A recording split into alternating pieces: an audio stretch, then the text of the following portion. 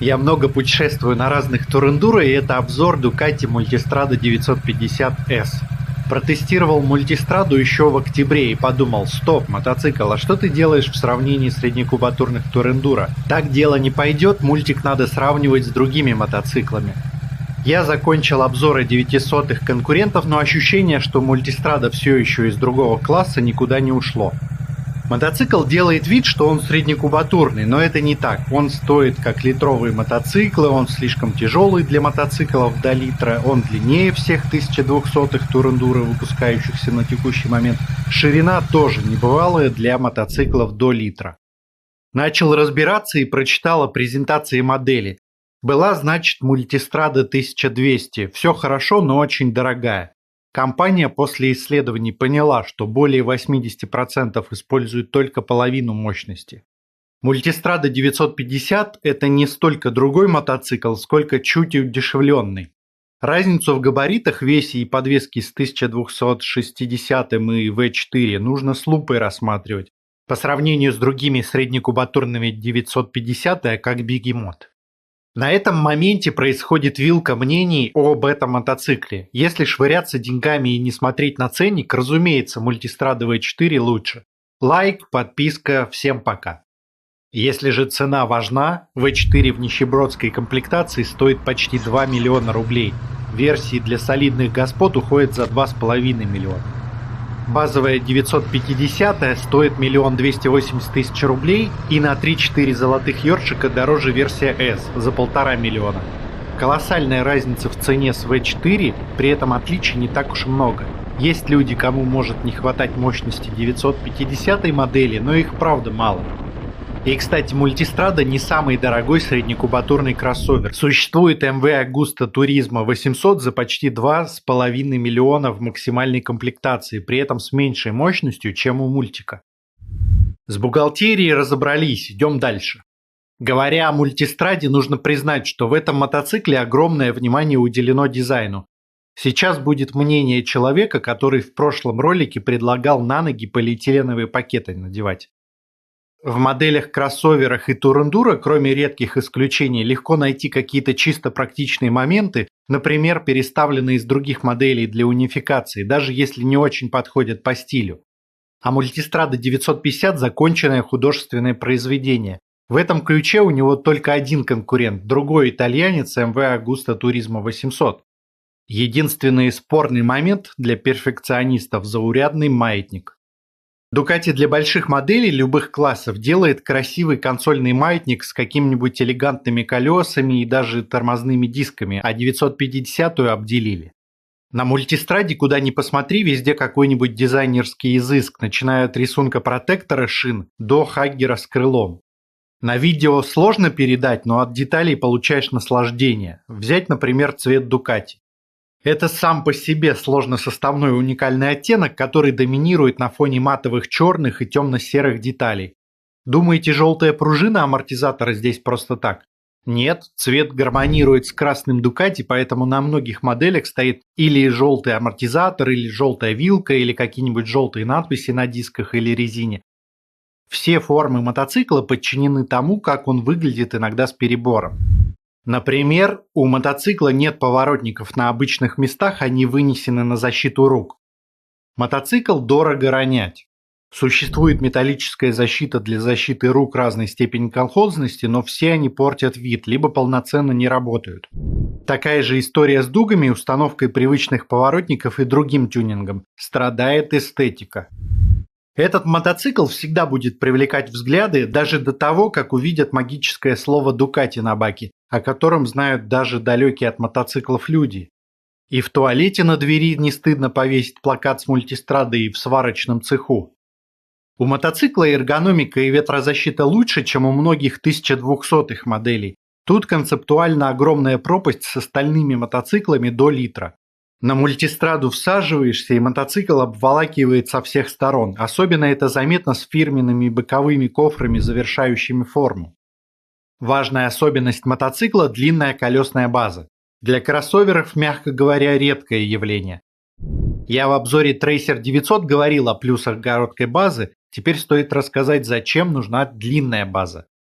Мои самые любимые тур-эндуро как раз самые длинные. Да, я не люблю раскачивать лодку и выбираю стабильность.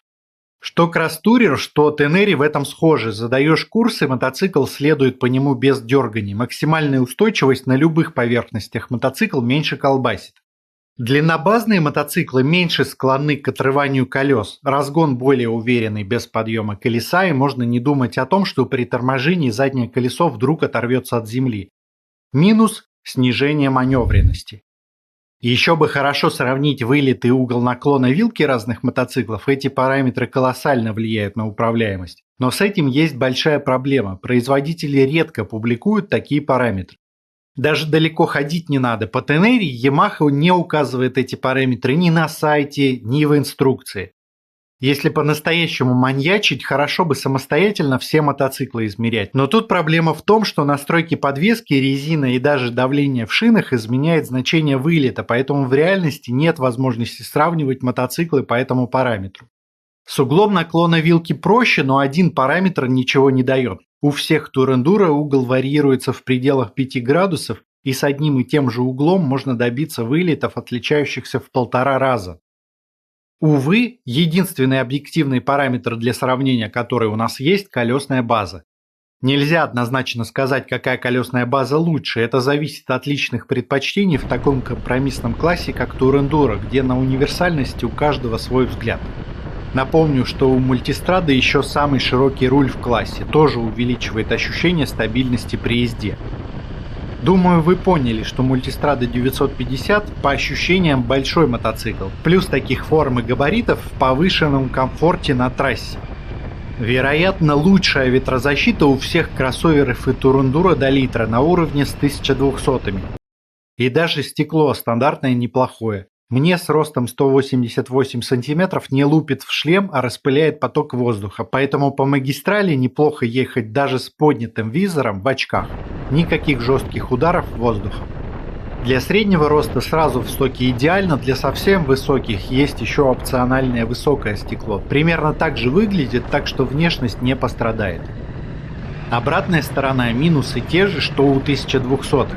Во-первых, метровая ширина мотоцикла для города минус, в междуряде каждый день толкаться на нем такое себе.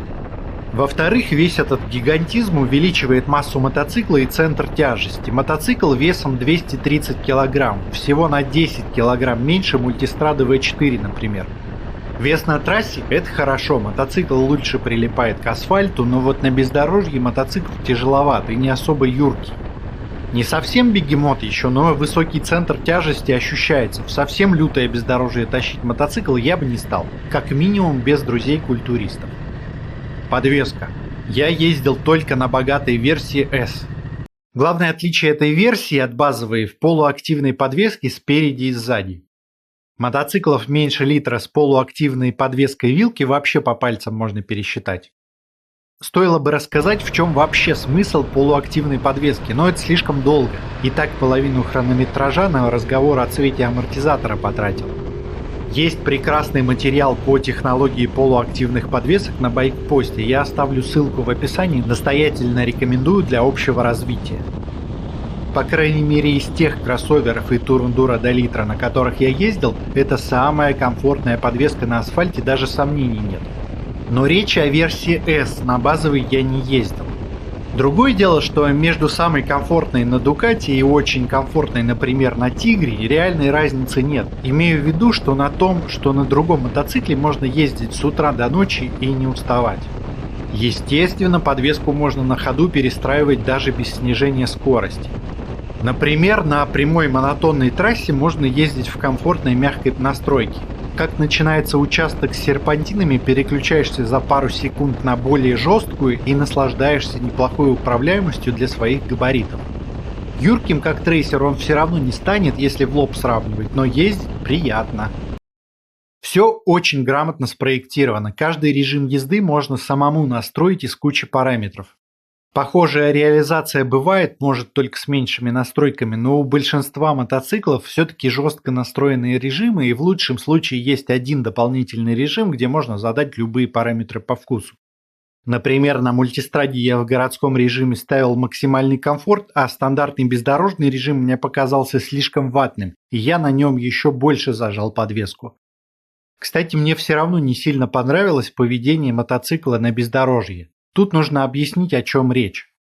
Полуактивные подвески пока только развиваются и нет универсальных решений. Либо у мотоцикла логика Ground Hook, либо Sky Hook. В чем разница? Ground Hook на неровностях пытается максимально быстро прижаться к земле для лучшей управляемости. Sky Hook, наоборот, пытается сохранить идеальный комфорт ездака. Когда-нибудь мы дойдем до версии, когда для дорожных режимов будет работать логика Sky Hook, для эндуро режима Ground Hook. Если говорить про ровную щебенку, разбитый асфальт или грунтовку без резких кочек, все у мультистрады хорошо. Если пытаться, например, быстро ехать через перпендикулярные колеи или что-то подобное, подвеска работает как плохо настроенная. Можно зажать на максимум и тогда ехать более-менее, но начинает в руки и зад бить. Да и сам аппарат по ощущениям массивный, ехать приходится аккуратнее, если сравнивать с длинноходными тур-эндуро. Здесь очень помогает возможность самостоятельно настроить несколько режимов езды для разных участков. Честно говоря, не возникло ощущения, что я полностью нашел идеальный ритм, как нужно ездить на мультике по неровностям. Весь тест я через каждые 100 метров останавливался и пытался попробовать новые настройки подвески, идеала так и не нашел. Возможно, нужно больше привыкнуть к подвеске, плюс стоковая резина отвратительно едет на наших сыпучих дорогах. К сожалению, мотоциклы Ducati редкие и нет возможности взять на неделю и поехать путешествовать. Tiger 900 GT для бездорожья больше сбалансирован в таком классе, на мой вкус. И подвеска работает идеально для своих параметров, и центр тяжести сильно ниже, и рулится острее. Забегая вперед, Triumph как раз пропагандирует идею Ground Hook в старших моделях.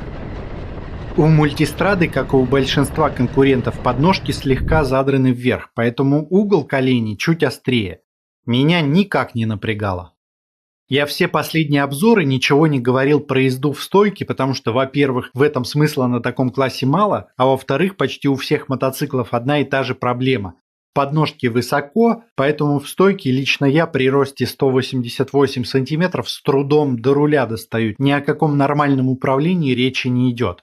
Причем проставки в 3 см никак проблему не решат. Если этот нюанс вас волнует, скорее всего вы ждете от кроссоверов слишком многого. Чтобы до конца закончить тему бездорожья, у мотоцикла переднее колесо на 19 дюймов, что уже заявка. У 900-х конкурентов, кроме Тигра, колеса по 17 дюймов.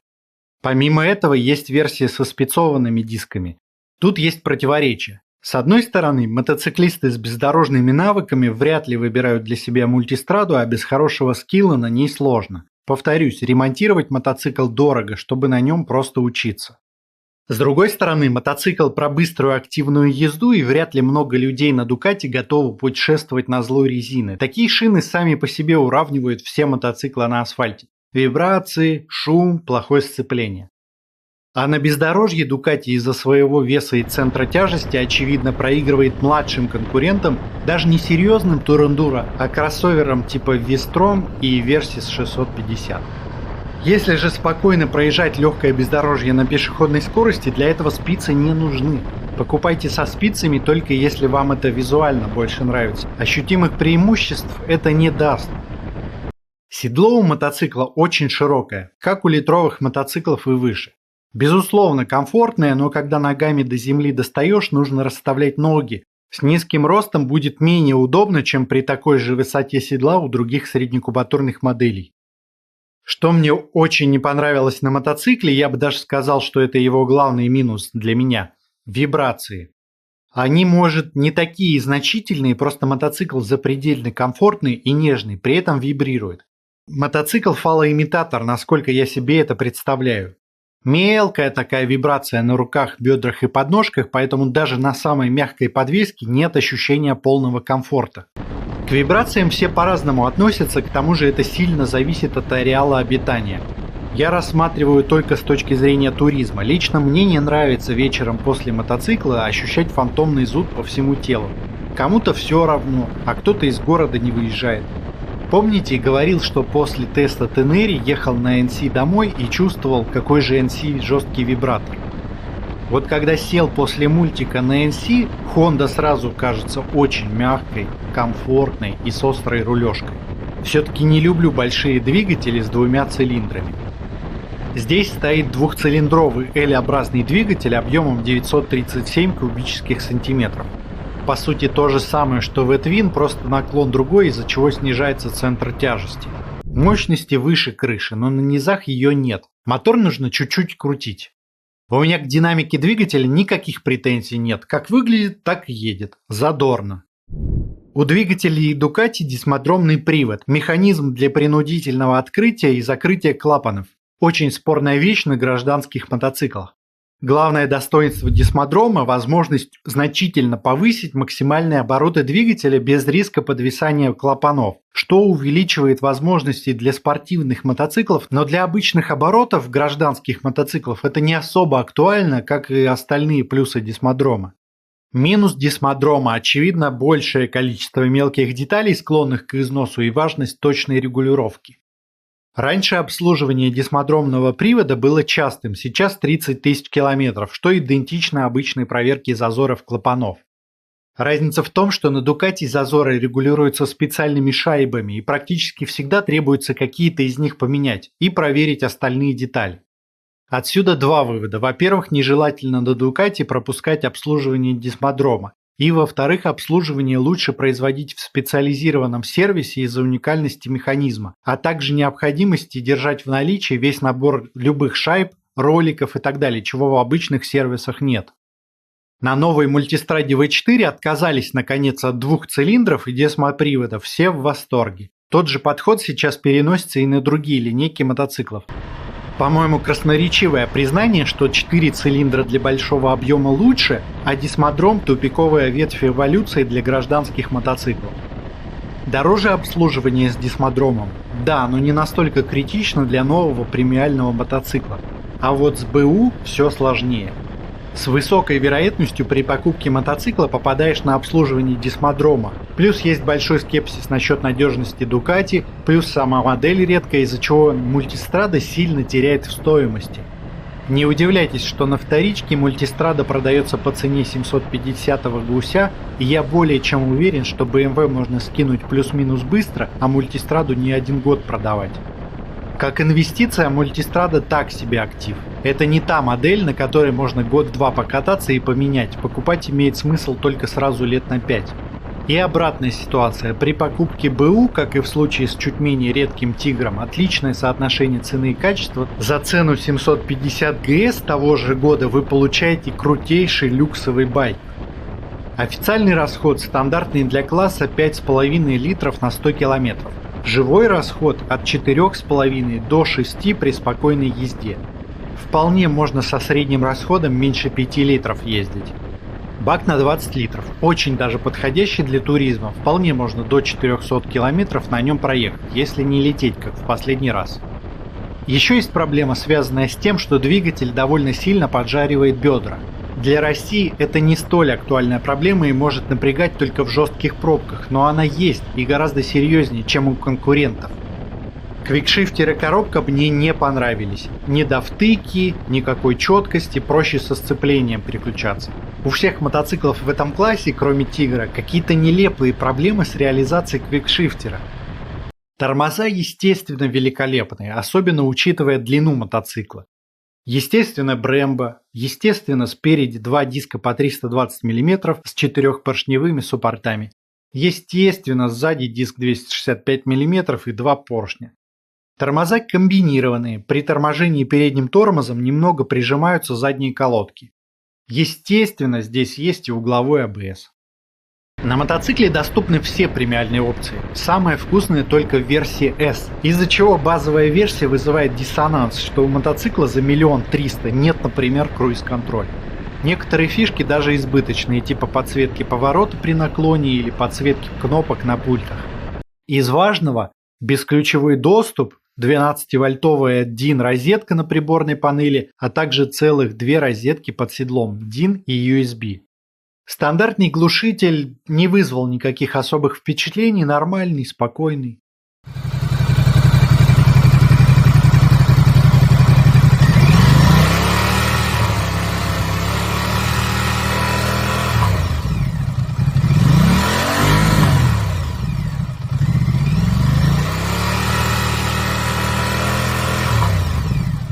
В опции можно поставить карбоновый глушитель Terminioni.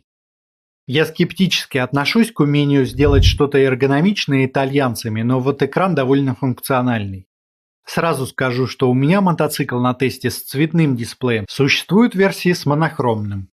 Немного хаотично разбросаны данные без четких акцентов, но зато все нужные данные отображаются. Например, в туринге показывается температура воздуха и общий пробег одновременно. Как я уже говорил, можно задать полный набор характеристик для каждого режима езды. Отклик ручки газа, уровень мощности двигателя, трекшн-контроля из 8 вариантов ABS, отдельно жесткость в передней и задней подвеске и загрузку мотоцикла. Можно даже настроить эти режимы с телефона через приложение Ducati. Еще здесь есть настройка автовыключения поворотников. Есть несколько режимов отображения информации, которые не особо отличаются между собой, просто убирают или показывают дополнительные параметры.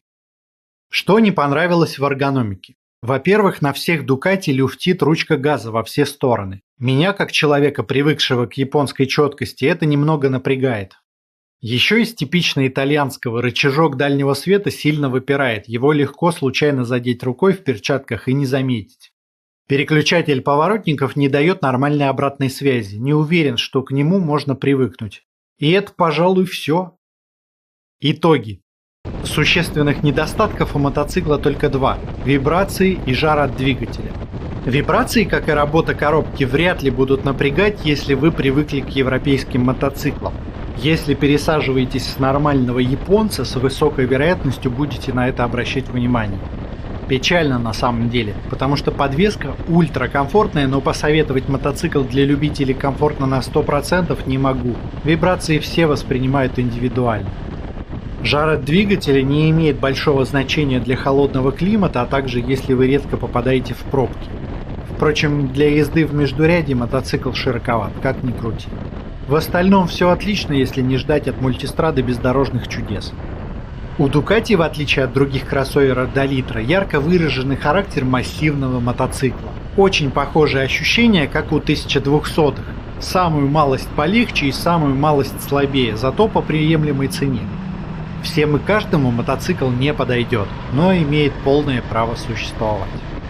Еще с долей скепсиса относитесь к отзывам владельцев. Ducati — это религия, как Harley Davidson, поэтому чуши в отзывах гораздо больше, чем от владельцев японцев. Вы, например, хоть раз видели, чтобы кто-то майку в 2 раза дороже покупал только из-за логотипа Suzuki?